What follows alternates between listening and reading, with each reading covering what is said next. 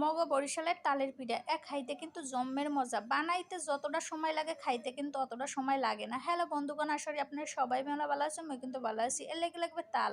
আর এই তালগুলার প্রথম কিন্তু তালটারে পাশার মারিয়ে মারিয়ে নরম বানাইতে হবে। হেপার কিন্তু এই যে প্রথম ছোলাটা হালাই দিতে হইবে, হালাই ঠালাই হেপার কিন্তু মই সব লইতেছি। আর এই যা কিন্তু একটা তাল না, তাল কিন্তু অনেকগুলো তাল। আর তালগুলার কিন্তু এই আড়িতে আড়িতে আবার বাড়ি মেরে আবার নরম বানাইতে হইবে একটু হালকা জল দিয়ে।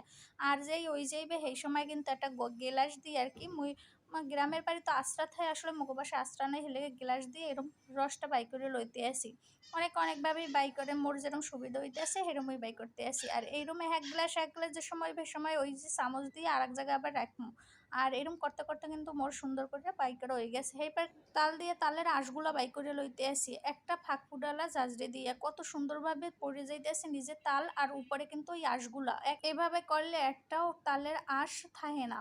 যাই হোক এইরকমই সব কিছু বাই করে লইছি। এইবার কিন্তু পিঠে বানানোর কাম তালের তো বাই করে লইতে পারছি। আর এই পাশে হলে যে কলা, মগো বাসা আসলে সাগর কলা ছিল, এই সাগর কলাই দিতে আসি। এক জায়গায় 3টে সাগর কলা চিনি আর না হইল প্রথমে এই দিয়ে সুন্দর করে কষলাই লইতে হইবে, যাতে কোনো জায়গায় একটু বড় বড় দানা না থাকে সব, আর যাতে মিহি হয়। যাই হোক এই যে সুন্দর করে মিহি করে কষলাই লইছি। আর এর মধ্যে কিন্তু দেবো তাল। তাল পরিমাণ মতো যে যেরম বানায় আর কি, যার যতটুকু পরিমাণে লাগে। আর এই যে কিন্তু মুই মোর পরিমাণ মতো দিয়ে দিতে আসি।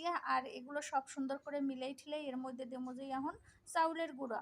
আর পিঠা বানানোর চাউলের গুঁড়া কিন্তু কিনতেও পাওয়া যায়। আর বাসায় যদি থাকে বাসায় বানিয়ে নিয়ে হেলে তো আর কোনো কথাই নেই। যাই হোক এই দিয়ে ঠিয়ে মুই কিন্তু সুন্দর করে আবার মাখতে আসি।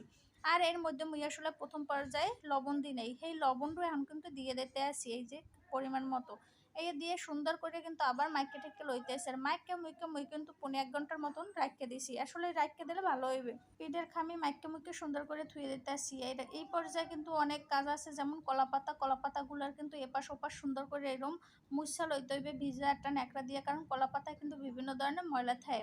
আর এগুলার আবার এরকম পাতা ধুইতে গেলে আবার ছিঁড়েও যাইতে পারে। যাই হোক এই যে সব মোছা টোছার সময় হয়ে যাবে, সেই সময় কিন্তু মুই আবার একখান পাতা আবার ওইরকম আর কি দেখলে বোঝা যায়, ওরকম কই বোঝানো যায় না, একখান পাতা অর্ধেক করে এরপর কিন্তু এই পিঠার খামিগুলো দিয়ে দিতে আসি। দিয়ে ঠিক আবার কিন্তু ওই পাশ দিয়ে এরকম ঢেকে দিতে আসি। কলা পাতা এইরকম এই পিঠাটা খাইতে যে কি ভালো লাগে।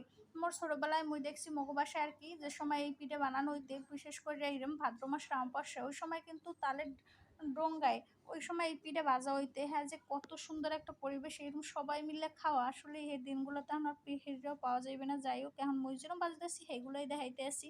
এই যে পাতাগুলো সুন্দর করে পিঠের খামিটারে এরম মেলে দিতে হইবে। আর এক পাশের কলা পাতা দিয়ে ঢাইকা দিতে হইবে, মানে এ পাশ আর ও পাশ সুন্দর করে এরম কিন্তু ভাজতে হইবে।